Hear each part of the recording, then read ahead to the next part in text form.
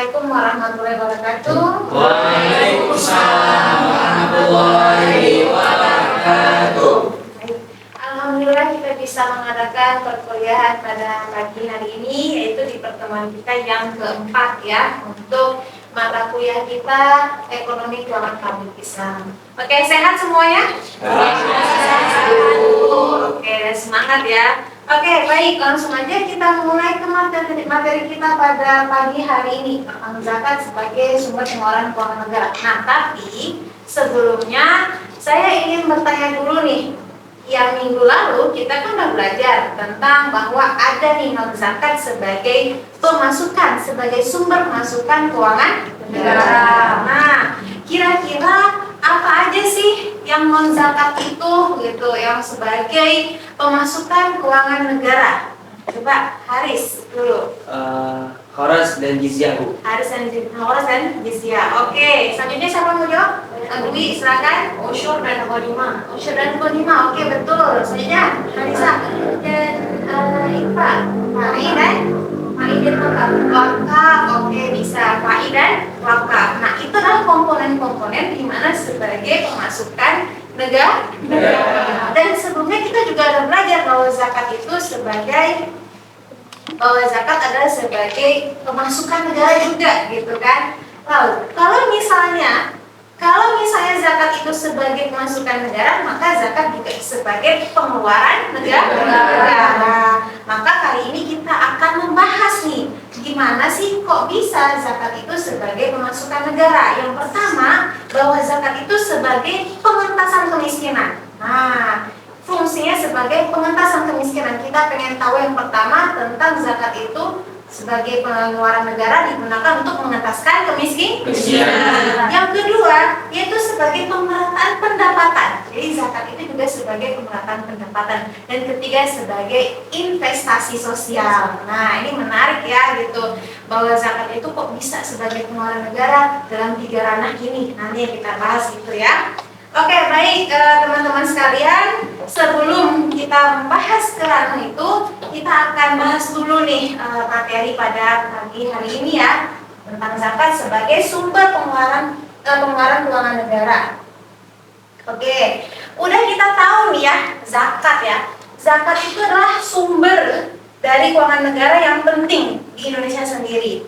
Nah, kenapa? Zakat itu bukan hanya sebagai kewajiban untuk umat muslim. Ternyata zakat itu juga bisa dimanfaatkan oleh pemerintah untuk membiayai semua program-program pemerintah. Untuk siapa program itu? Untuk masyarakat. Untuk kesejahteraan masyarakat, untuk kemaslahatan masyarakat ya. Nah, maka kita perlu tahu dulu nih definisi dan konsep zakat. Pertama, definisinya ya. Paham lah ya, bahwa zakat itu adalah suatu kewajiban untuk umat muslim, yang mana disisihkan sebagian harta untuk diberikan kepada yang membutuhkan, yang berhak tadi. Ya, dalam Islam yang berhak itu ada 8 asal. Oke, udah kita pahami semua. Nah, maka untuk apa sih zakat itu dikumpulkan dan disalurkan? Selain mensucikan diri, mensucikan harta, selain mensucikan harta, bahwa zakat itu juga untuk mensejahterakan masyarakat. Nah, maka didistribusikannya kepada 8 golongan. Oke, baik. Nah, kita tahu sendiri ya, potensi zakat di Indonesia ini gimana? Kalau dilihat dari jumlah umat muslim ya, nah, lihat, muslim di Indonesia itu mencapai 87% dari keseluruhan populasi masyarakat Indonesia. Berarti udah lebih dari 50% kan? Ya, banyak sekali ya gitu. Nah, lalu dilihat dari pertumbuhan ekonomi. Nah, dengan perekonomian Indonesia yang terus berkembang, itu menyebabkan juga potensi zakat berkembang. Logikanya, kalau makin bertumbuh ekonomi, makin banyak yang menjadi muzaki, yang berhak untuk berzakat, yang wajib berzakat gitu. Terus yang ketiga, kesadaran berzakat. Masalahnya adalah tentang kesadaran zakat di sini gitu. Kalau misalnya kesadaran berzakat ini besar ya, maka potensi zakat akan makin membesar gitu. Terus yang keempat, pengawasan pemerintah. Dari semua itu pemerintah tidak boleh luput, harus andil dalam pengelolaan bagaimana zakat itu dikumpulkan dan juga didistribusikan. Oke, selanjutnya. Nah, bagaimana peran zakat untuk pembangunan? Pertama, yang tadi kita bilang, kita ingin mengetahui bahwa zakat itu ternyata untuk mengentaskan kemiskinan. Kedua, sebagai pemerataan pendapatan, di mana distribusinya tadi disalurkan sehingga yang tadi zakat dikumpulkan bisa tersalurkan ke seluruh masyarakat yang menjadi 8 golongan asma. Ketiga, sebagai investasi sosial yang untuk jangka panjang juga, infrastruktur dan lain sebagainya. Ya, yang akan kita bahas nanti. Oke, ini kita lihat ya. Ternyata Indonesia itu pada tahun 2023 berada di nomor berapa? Dari atas. Nomor 6 tingkat kemiskinannya ya. 6 gitu. Jangan sampai kita terus-terus ke atas ya. Kita berharap tingkat kemiskinan kita semakin menurun. Oke, baik. Nah, maka ya dalam suatu negara pengelolaan zakat itu harus dikelola dengan benar. Di Indonesia sendiri, zakat itu dikelola oleh BAS dan WAS. BAS, Badan Amil Zakat, yang didirikan oleh pemerintah, dan WAS, Lembaga Amil Zakat. Siapa yang mendirikan? Masyarakat. Nah, itu bedanya ya. Kalau BAS itu adalah Badan Amil Zakat, makanya yang di Indonesia disebut Basnas ya kan? Badan Amil Zakat Nasional. Tapi kalau misalnya masyarakat yang mendirikan itu Lembaga Amil Zakat LAS. Contohnya apa? Dompet duafa ya, Rumah Zakat ya, Lazismu ya. Nah, itu adalah LAS, Lembaga Amil Zakat. Di mana semua itu ya disebut dengan lembaga pengelola zakat ya, atau OPZ, organisasi pengelola zakat ya. Itu jadi kuncinya di situ ya, sebagai pengelola. Nah, dan tidak lepas dari regulasi pengawasan dan regulasi. Ya, Indonesia sendiri, pemerintah Indonesia sendiri membentuk undang-undang untuk pengelolaan zakat nomor 23 ya kan, tahun 2011 ya kan, ada tentang undang-undang pengelolaan zakat. Lalu harus adanya integrasi sistem. Jadi makin berkembangnya zaman ya kan, makin berkembangnya teknologi, zakat juga harus ikut berkembang nih. Apanya? Sistemnya, dari segi pembayarannya ya kan, atau pengumpulannya, dari segi distribusi. Jadi kita harus ikut berkembang nih dalam integrasi sistem. Oke, maka yang pertama, bagaimana sih cara distribusi zakat itu? Bagaimana cara pengelolaan zakat itu? Pertama, dikumpulkan dulu ya, dari masyarakat ke lembaga. Itu pentingnya ya. Dari masyarakat ke lembaga zakat. Misalkan saya membayar zakat ke tetangga saya. Tetangga saya memang seorang asnaf ya kan, masuk 8 golongan ya, fakir miskin misalnya. Ya. Nah, saya bayar zakat kepada tetangga saya tanpa melalui lembaga zakat. Lebih efektif mana ketika saya membayar zakat kepada lembaga zakat? Lebih efektif ke lembaga zakat. Kenapa? Karena lebih akan bisa produktif. Ketika kita membayar zakat kepada tetangga kita yang tadi misalnya fakir miskin tadi, hanya digunakan konsumsi ya. Jadi batasnya sampai situ, tidak akan mengubah si asnaf itu menjadi muzak. Dari sebagian harta mereka. Dengan zakat itu, kamu membersihkan dan mensucikan mereka, dan berdoa untuk mereka. Sesungguhnya, doa kamu itu menjadi ketentraman jiwa bagi mereka. Dan Allah Maha Mendengar lagi Maha Mengetahui. Oleh karena itu, yang besar akan struktur ekonominya, akan tetapi bisa dikatakan sangat timbang. Hal ini disebabkan ketimpangan ekonomi semakin tajam. Untuk memperbaiki ketimpangan ekonomi ini adalah dengan bagaimana mendistribusikannya, disebabkan pada tidak merata dan adilnya dalam pendistribusian kekayaan.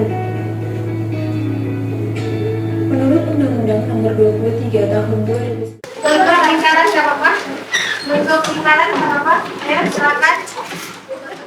Baik, silakan dibahas bagaimana peran dan urgensinya ya.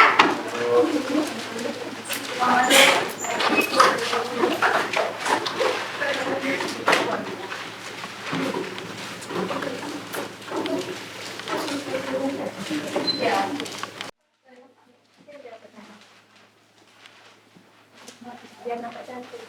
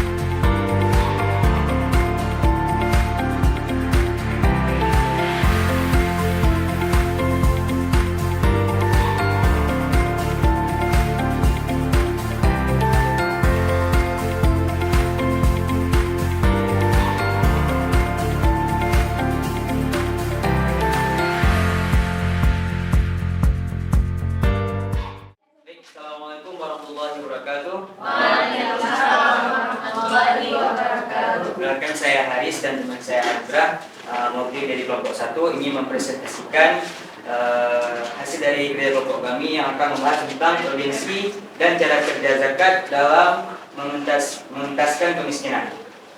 Jadi di sini zakat merupakan pilar penting dalam ekonomi Islam yang mana berpotensi besar dalam mengatasi kemiskinan di Indonesia. Di Indonesia sendiri memiliki mayoritas penduduknya itu Muslim, lebih dari 229 juta jiwa atau hingga mencapai sekitar 87%. Jadi di sini zakat sangat berpengaruh. Assalamualaikum warahmatullahi wabarakatuh. Waalaikumsalam warahmatullahi wabarakatuh. Saya Tufatul Nora. Di sini saya perwakilan dari kelompok 2. Di sini saya akan menjelaskan tentang urgensi dan cara kerja zakat sebagai zakat dikumpulkan dari individu yang memenuhi syarat melalui lembaga zakat terpercaya, memastikan pengelolaannya baik dan transparan. Yang kedua, ada distribusi kepada mustahik. Yang dimaksud, zakat didistribusikan kepada penerima yang membutuhkan dengan fokus pada mereka yang paling terdampak untuk meningkatkan. Baik, bismillahirrahmanirrahim. Assalamualaikum warahmatullahi wabarakatuh. Waalaikumsalam warahmatullahi wabarakatuh. Kami dari kelompok 3 ingin mempresentasikan tahapan ketiga, yaitu organisasi dan cara kerja zakat sebagai instrumen investasi sosial. Nah, yang pertama kita bahas di sini adalah urgensi zakat sebagai instrumen investasi sosial. Zakat berfungsi sebagai kewajiban spiritual dan instrumen investasi sosial yang berpotensi meningkatkan kesejahteraan masyarakat. Nah, dana zakat dapat digunakan untuk program-program seperti pemberdayaan, pengurangan kemiskinan, dan peluang ekonomi melalui pendidikan, kesehatan, dan dukungan usaha kecil. Selain dampak ekonomi, zakat juga memperkuat solidaritas dan kepedulian sosial dalam masyarakat. Selanjutnya, kita akan membahas tentang cara kerja zakat sebagai instrumen investasi sosial. Zakat sebagai instrumen investasi sosial bekerja melalui beberapa tahapan. Yang pertama ada pengumpulan zakat. Nah, zakat itu dihimpun dari muzaki yang kemudian dikelola secara transparan dengan tujuan sosial. Yang kedua ada identifikasi proyek sosial. Nah, dana dialokasikan untuk proyek-proyek sosial berdampak seperti pendidikan, kesehatan, serta usaha-usaha kecil. Selanjutnya ada pendanaan dan implementasi. Nah, lembaga zakat mengelola proyek, menyediakan pelatihan dan sumber daya agar dapat digunakan dengan efektif. Yang keempat ada monitoring dan evaluasi. Nah, proyek yang tadi sudah dikembangkan itu dievaluasi untuk menilai dampak dan meningkatkan program di masa mendatang. Selanjutnya ada pemberdayaan masyarakat. Zakat memberdayakan individu dan komunitas melalui pendidikan dan modal usaha untuk mencapai kemandirian ekonomi. Jadi, dengan pendekatan terencana, zakat menciptakan manfaat jangka panjang dan kesejahteraan yang merata bagi masyarakat. Sekian dari kelompok 3. Wabillahi taufiq wal hidayah. Assalamualaikum warahmatullahi wabarakatuh. Oke, baik ya. Tadi hasil diskusinya udah kita dengar semuanya, bahwa zakat itu untuk mengatasi kemiskinan, terus untuk pemerataan pendapatan dan juga investasi sosial. Gitu. Ternyata urgensi zakat ini, penerapan zakat ini bukan baru-baru saja kita bahas, bukan baru-baru saja dibahas dalam ekonomi Islam, tapi sejak zaman Rasulullah, gitu kan? Zaman Rasulullah juga menerapkan zakat ya. Nah, bagaimana Rasulullah dan para Rasul menerapkan zakat untuk ekonomi negaranya saat itu. Nah, begitu juga kita menerapkan zakat pada saat ini gitu. Kan zakat itu bukan hanya masalah sosial untuk saat ini gitu ya, tapi bahkan zakat itu sudah dibahas dalam Al-Quran ya. Jadi udah ada petunjuknya dalam Al-Quran. Surat At-Taubah ayat 103 ya, tentang bagaimana zakat itu harus dikumpulkan dan didistribusikan ya. Bahwa zakat itu untuk mensucikan harta, lalu didistribusikan kepada yang membutuhkan, yaitu 8 asnaf yang disebutkan dalam Al-Quran ya. Nah, jadi memang zakat itu dalam hal agama ada dalam Al-Qur'annya, dan juga memang memberikan kontribusi yang besar untuk saat ini ya, dalam sosial kita saat ini, secara konteks memberikan dampak yang sangat efisien dan efektif untuk saat ini, terutama untuk masalah kemiskinan ya. Oke, itu kesimpulannya pada hari ini tentang zakat sebagai sumber pengeluaran keuangan negara, bahwa zakat ini ternyata memberikan dampak yang sangat efektif dan efisien kalau betul-betul diterapkan sesuai dengan programnya, ya kan? Program bagaimana dalam penghimpunannya, lalu pengelolaannya, dan pendistribusian. Distribusinya sesuai kepada 8 asnaf. 8 asnaf ya, lagi dengan program-program yang dibutuhkan. Misalkan untuk fakir miskin dalam bentuk program apa? Oh, program beasiswa, program modal kerja ya, dan berbagai macam program sesuai kebutuhan dari para asnaf yang ada. Dan nggak setiap misalnya satu daerah nih harus terpenuhi 8 asnaf, enggak ya. Tidak harus terpenuhi 8 asnaf. Jika memang satu daerah nih hanya ada 3 asnaf pun tidak apa-apa. Yang penting zakat itu tersalurkan hanya untuk para asnaf sesuai dengan program yang dibutuhkan para asnaf untuk mengentaskan kemiskinan, pemerataan pendapatan, dan investasi jangka yang panjang untuk sosial. Baik, itu ya. Oke, nah mungkin ini pertemuan kita yang keempat tentang zakat sebagai sumber pengeluaran keuangan negara. Nanti di pertemuan kelima minggu depan kita akan bahas lagi nih, bahwa ada non-zakat sebagai sumber pengeluaran keuangan negara. Kan kalau minggu lalu kita bahas ada non-zakat sebagai pengeluaran negara. Itu untuk minggu depan. Mohon teman-teman sekalian membaca referensi, membaca buku-buku yang ada terkait materi yang akan kita bahas minggu depan ya. Terima kasih atas kehadirannya. Naftatimil hamdalah. Alhamdulillahirabbil alamin. Semangat untuk hari ini, jangan lupa belajar terus menerus ya. Assalamualaikum warahmatullahi wabarakatuh. Waalaikumsalam.